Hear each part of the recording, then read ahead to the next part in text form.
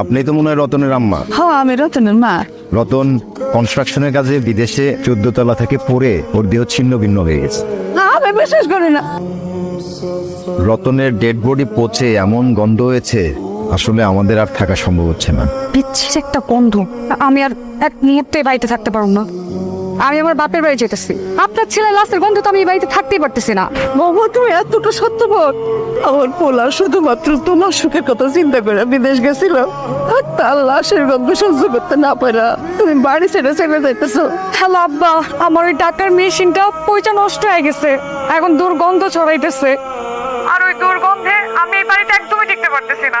আব্বা, আপনি আমার যেমনি ওকে এই বাড়ি থেকে নিয়ে যান। মানে তোমার জামাই বিদেশে কয়দিন আগে মারা গেছে। গ্রামবাসী বলা বলি করতেছিল লাশের গন্ধে নাকি তোমাকে বাড়ির আশেপাশে যাইতে পারতেছে না। ওরে পরের পাতা দিয়ে গোসল করায় দিই, শেষ গোসলটা। না না না না চাচি, আমি যাইতে পারবো না। ওই পোস্টা লাশের পাশে আমার যাওয়া সম্ভব না। আমার রতন তোর অসুখের কথা শুই না, বিদেশ থেকে তোর টাকা পাঠায় দিতে, আর তুই এইসব ভুলে গেলি। শোনো চাচি, রতন ভাই যে আমার চিকিৎসার সময় যে টাকাটা দিয়েছিল, ওই টাকার খোটা দিতেছো তো, আমি ওই টাকার সুদে আসলে যা আসে সব টাকা তোমার ফেরত দিয়ে দিব। আমার পোলাটা মারা গেছে, আমার সাথে থেকে কোথায় আপনি দাফন কাফনের ব্যবস্থা করবেন? তাহলে আপনি আপনার মাইয়ারে নিয়ে পালায় যেতেছেন। পলায় যাবো না তো কি করবো? আপনার পোলার পাশাপাশি কি আমার মাইয়াটারও মাইরা ফেলামো? আমার ছেলে মরে গেছে, তার মানে পয়সা গেছে। এতদিন যে টাকার মেশিনটা ছিল সে পয়সা গেছে, তাই তো? এখন আর তার কোনো প্রয়োজন নেই। আমার বাবা তো মারা গেছে অনেক দিনই হইল। আমি কিন্তু আপনার আগে শ্বশুর না, আমি আমার নিজের বাবার মতোই সম্মান শ্রদ্ধা করি। সেই কথাগুলো আপনার মনে পড়ে বিআই সাহেব? আপনি না আমারে বলছিলেন আমার ছেলে আপনার ছেলে, আর আজকে আমার ছেলের লাশের গন্ধে আপনি আপনার মায়ারে নিয়ে বাড়ি ছেড়ে চলে যাইতেছে। সেদিনের কথাগুলো আবেগে বইলা ফেলাইছে। যে মইরা গেছে সে পয়সা গেছে, তার সাথে সাথে আমগুলোর লগে সম্পর্কটাও শেষ হয়ে গেছে গা। আশা করি কথাটা বুঝতে পারছেন। চল দে মা, চল।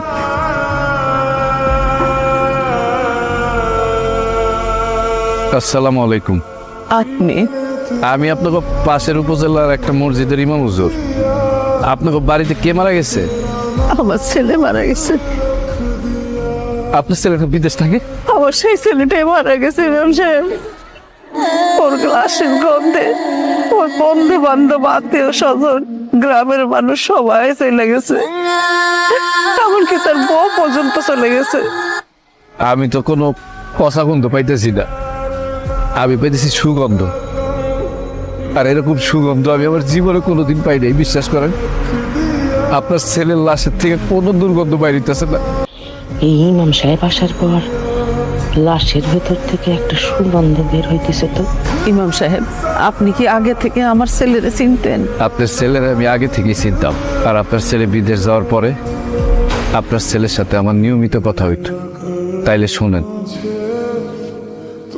বাবার জমি বিক্রি করা এতগুলো টাকা হারাই ফেলাই না। আসসালামু আলাইকুম। এটা তো আমার ব্যাগ, আপনি কোথায় পেলেন? আমি জেলা শহর থেকে আসার সময় বাসে বা কোথায় রেখে এসছি আমি নিজেই ভুলে গেছি। মানে ব্যাগটা হারাই গেছিল। আপনার কাছে ব্যাগটা আমার? জি, এটা আপনারই ব্যাগ। তবে ব্যাগের ভিতরে যে পাসপোর্ট আর ভোটার আইডি কার্ড ছিল, জি, সেখান থেকে আপনার বাড়ির ঠিকানা নিয়ে তারপর আপনার বাড়ি খুঁজে বাইর করে চলে আসছে। আপনার টাকা আবার আপনি ফিরে পাইছেন। আপনার ছেলে বিদেশ যাওয়ার পরে আমার সাথে নিয়মিত যোগাযোগ রাখত, সবসময় আমার খোঁজ খবর নিত। একদিন আমি আমার ছেলে মেরে পেট পুরায় খাওয়াইতে পারতাম না। আপনার ছেলে কি করতো জানেন? প্রত্যেক মাসে মাসে আমার টাকা পাঠাইত। আমি নিতে চাইতাম না, কিন্তু আমার কইতো এটা আমার ভাতিজা আর ভাতিজির জন্য, আপনি না করতে পারবেন না। এখন আমি আমার ছেলে মেয়ে সংসার নিয়ে অনেক ভালো আছি। তো সব সময় ফোন করে আবার খোঁজ খবর নিত, আবার পরিবারের খোঁজ খবর নিত। কিন্তু হঠাৎ করে সে কয়েকদিন ধরে আমার ফোন দিতেছিল না। তখন আমি তার নাম্বারে ফোন দিলাম, দেখি মোবাইল বন্ধ। তখনই আমার মনের ভিতরে জানি কেমন লাগতেছিল, তাই আমি দৌড়ায় চলে আসলাম।